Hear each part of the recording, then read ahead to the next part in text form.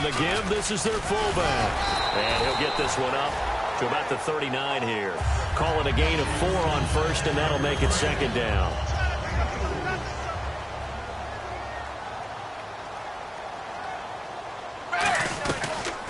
They'll run it now out of the gun. It'll be a pickup of a couple, and it leaves them with a 3rd and 3. The best defensive linemen, they play with great leverage so they can get low and not get bowled over by offensive linemen. They have excellent hands. They can throw people off on a play. We just saw a great example of a really good run stop by a guy playing the defensive tackle position. He's going to flip one out here to his running back. Give him 3 yards and a fresh set of downs. They were full scale, loose, flexible, finding a way to catch the ball in some traffic for a key first down. Yeah, really a nice job of adjusting to the ball in the air. Not the most accurate of throws, but able to adjust and make the grab. On 1st and 10, Tannehill. Oh, he got position on him, and he pulls it in. 13 yards there on the pickup, and it's first down, Miami. And there's a completion to the tight end. And look at the size of these players nowadays. At that spot, 6'4", 6'5", and up. A lot of guys used to be basketball players, somehow came back to football. That's really good for the game of football. You're getting better athleticism, great hand-eye coordination, guys who know how to control their bodies when they run their routes. Second down here after the incomplete pass.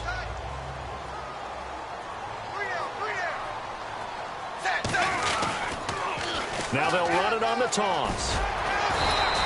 Call it about a gain of 3, and they'll be looking at a 3rd and 7 coming up. In today's NFL, you hear all the time about stretching the field and creating space in order to run plays. A toss play will help accomplish that because now you're pushing a defense to chase you all the way to the edges and to the sideline. That's a nice run. Probing now early to try and get things done later. Only a yard on the pickup there, and it's going to leave them. Here's Marquette King now to kick it for Oakland.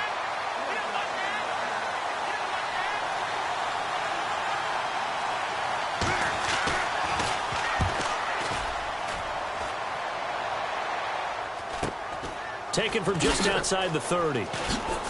Uses the stiff arm. The beautiful fake. Well, he wasn't too far from breaking that. Officially, give him 15.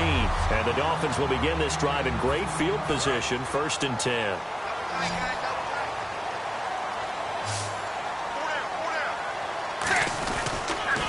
Now they'll run it on the toss. And nowhere really to go there. He'll take this up just shy of midfield. A gain of 3, second down. So the offense now dealing with a 2nd and 7.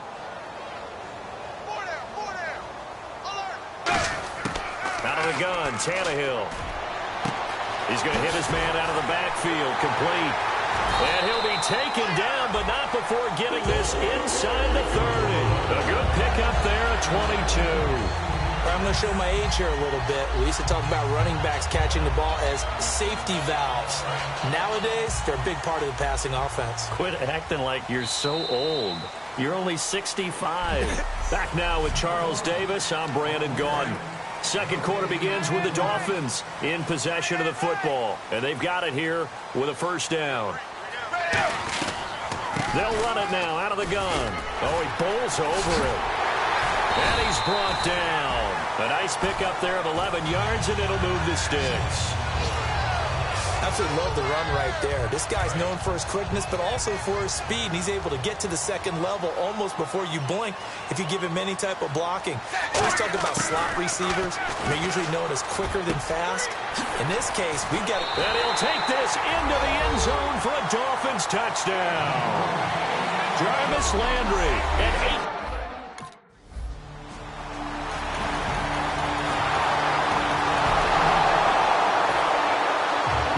Unit is out on the field, and they will send this one away.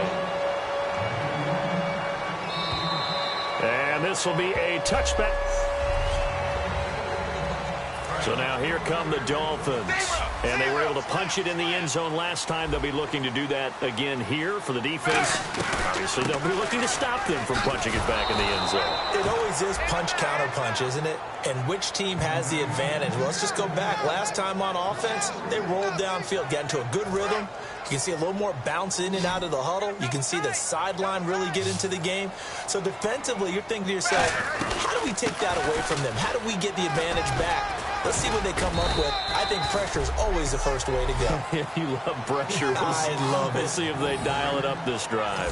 You got to give kudos to your offensive line and the guy carrying the ball because they were in a second and long situation. It seemed pretty dire, but they brought it back to third and manageable with that run. And the Raiders call on a nickel set for third down. To throw is Tannehill. He's going to leave this for his running back. It's complete. And he's able to get the first before he's taken down at the 36. 7 yards there, good enough to move the sticks. We always talk about having to read defenses and how complicated that is. Well, this was an excellent read. Read the pressure and got rid of the football before it even got to him for a nice game. And when they're blitzing like that, running back usually a good spot to go with the football? Without a doubt, because he's right in your sight line or he's near you. So you're able to just get it to him easily. And once he gets in space, that's usually a good matchup for him.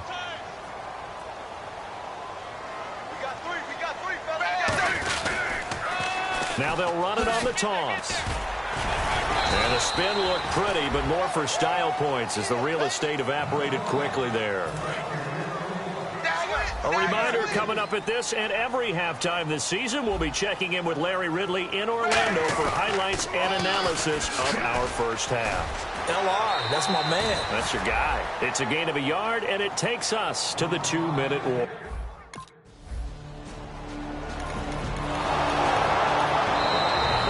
Are going to take another timeout here. So that means they're down to 1 remaining here as we head toward halftime. Here's Marquette King now as he'll kick it away for the second time. And now a high kick here as he'll try to hang it up there. Oh, he'll field it in the end zone. Give him 11 yards that time on the return. And the Dolphins' drive will start deep in their own territory with a 1st and 10. Then the Dolphins getting set to go here. And we'll see how this is played. Offensively, they've got the lead. Not a whole lot of time left. What do you think, Charles? Well, it's tempting to try and add to your lead. But a mistake there, that could change things in a big way. I say go ahead, take the knee, get on out for the half. 2nd down following the run. From this vantage point, that seems like a pretty dangerous call, running a toss that close to your own goal line. I think what they were hoping is that they were going to get some pressure from the defense. Now whistles come in. We're going to get a timeout here by the offense. He's brought down that time by a couple of Raiders. And with halftime on the horizon, they'll be out of timeouts from here forward. And I see an extra defensive back on the field. Little surprise here on 3rd and 1. They'll run it now out of the gun. And he gets the first down here as he's taken down at the 24. 5 yards is the pickup there as that extends this drive. And quickly they get to the line. Here's Tannehill. And caught by Cameron right side. 4 yards on the pickup, and that'll bring up 2nd down. Well, the coaches mentioned they weren't as concerned about big play offense. They thought they could get some shorter, quicker stuff and be consistent. And that's kind of what they showed there. What they saw in preparation, what they saw on film, is a defense that likes to get out fast in terms of coverage, meaning they either bail out or they give them a lot of space to throw the underneath stuff. So they decided to take advantage of it and worked on it hard in practice this week. So we have reached halftime, and apparently that's all, Larry. So much for the halftime report. We'll see you in the postgame. We're ready to get to the 3rd quarter. So both teams have their marching orders, and we'll get going again here in quarter number 3.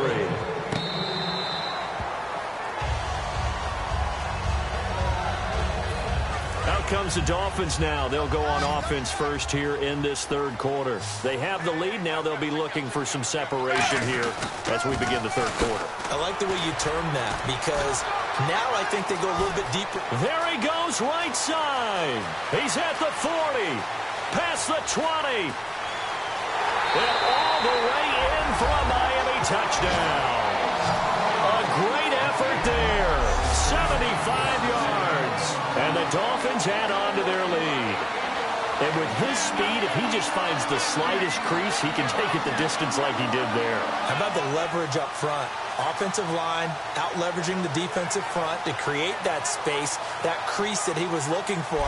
And once he hits open field, he's going to be very difficult to catch and corral.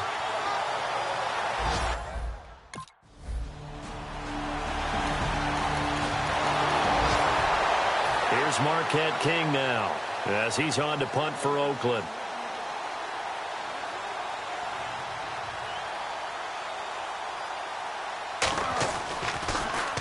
And now a high kick here as they'll try to cover this one.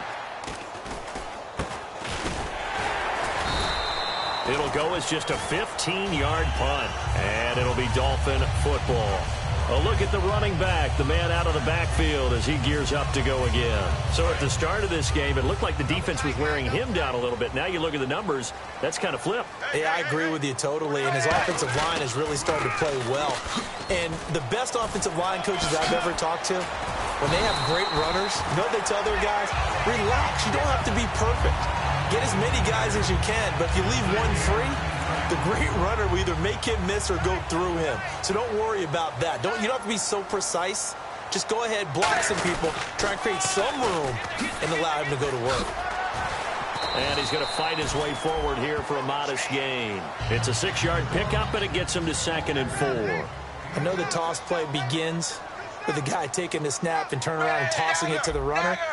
But where the real intrigue is, can they seal the edge, whether it's an offensive tackle or a tight end in the direction they want to run the football? If they do that, that's the result that you get, that type of a gain. If they don't, oftentimes it's not a very successful play. They get 6 on the pickup there as the drive will continue.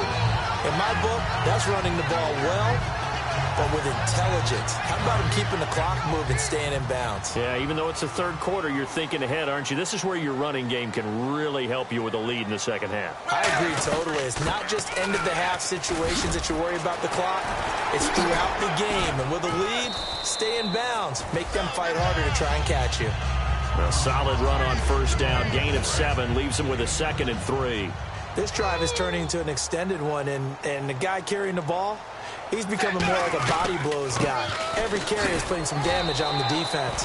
So after a while, I'm not too sure how many guys are going to want to run up and tackle him. Malcolm Smith there for the stop. So 2nd down was a run play. Now let's see what they do on 3rd. And they'll run it here. It's a gain of 4, and it gets him the 1st. 3rd and 1, partner. No need to be fancy there. Just use some force and move forward and pick up the 1st down. On 1st down, it's Tannehill. Looking left side, that's caught by Landry. That's going to go as a loss of a yard, and it'll be 2nd down. Now that was well defended, and as a cornerback, what you're taught when you see a wide receiver screen, either you get underneath the play before the blocking forms, or you're going to have to fight your way through it by getting through some blocking. That was a really nice play there. And eventually brought down, but it's near the 5 at the 6. 18 yards there, and it'll be a 1st and goal. Red zone opportunity. And the tackle's made there by one of the secondary members. And I can guarantee you, having played that spot in the huddle right now or on the field, they're urging for a little bit more support from the guys up front. I actually remember one game where I hopped over a deep... Back now in Miami. It's Dolphin football. It's also Dolphin lead to begin quarter number 4.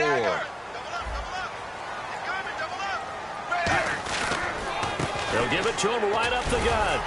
And he'll get him a bit closer as he's down to the 2-yard line. Call it a gain of a yard as they get a little bit closer here. It's 3rd and goal. And now it looks like they're going to be in the hurry-up. Big play here. 3rd down and goal from the 2. What a stand so far defensively. And now that's going to bring up a...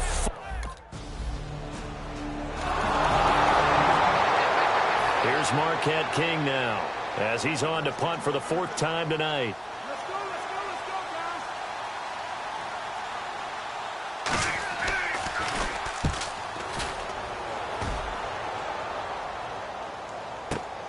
That's fielded at the 8-yard line.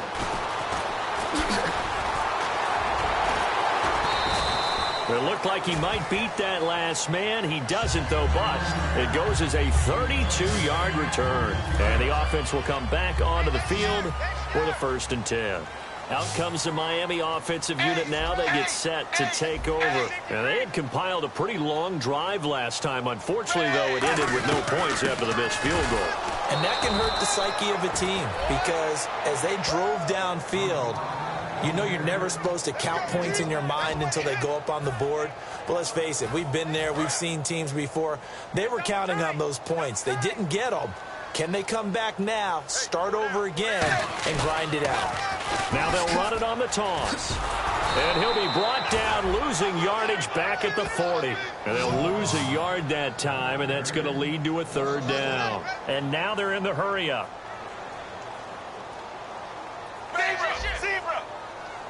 Looks like the defense in press coverage here.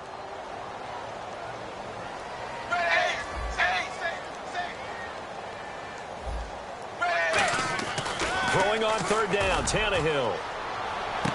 Looking for his running back, and he's got him.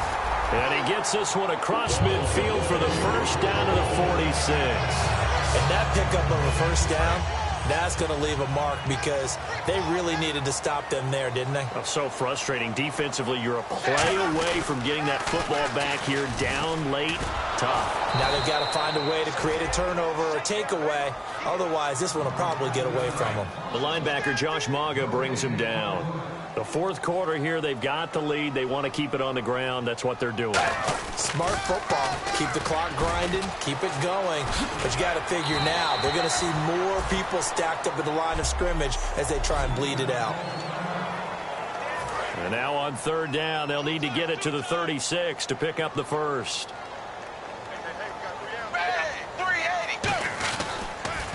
Now they'll run it on the toss.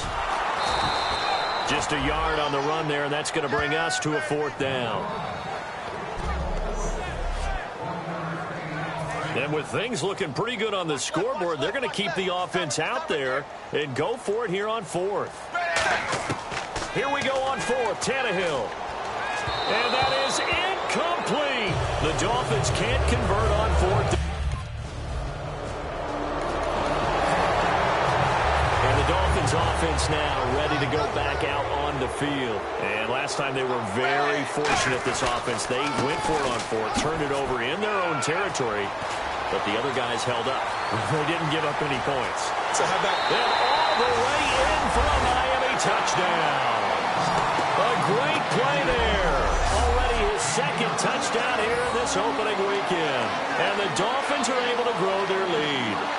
Well, it'd be real easy to say that they are firmly in control right now, but I'm looking at your face and I'm thinking I've got to be careful with that. Well, it's a 2-score game. You're in.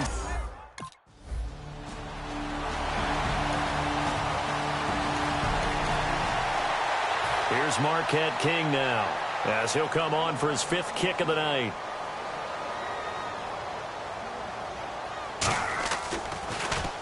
And he deserves a bronze leg as he gets this one away. Fielded at the 20.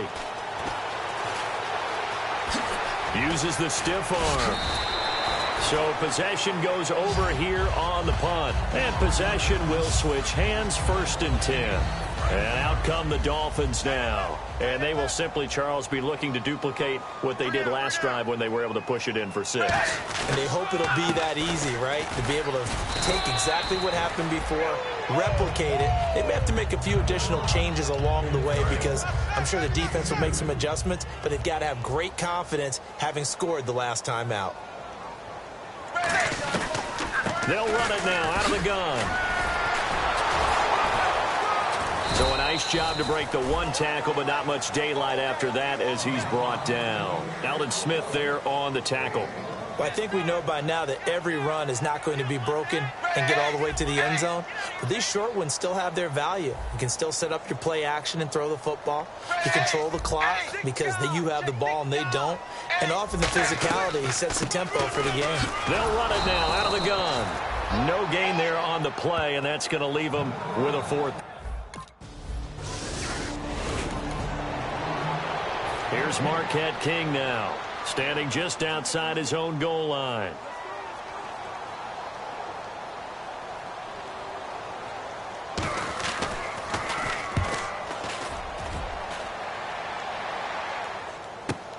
This is taken at the 15.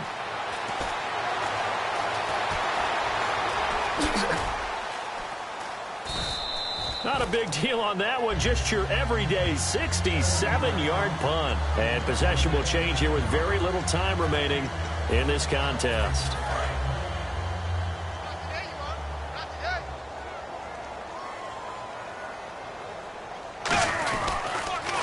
Now they'll run it on the toss. He can't bring him down. The weight room does work. Now hold everything here. We're going to get a timeout by the offense. It's a loss of a yard there, and now second down.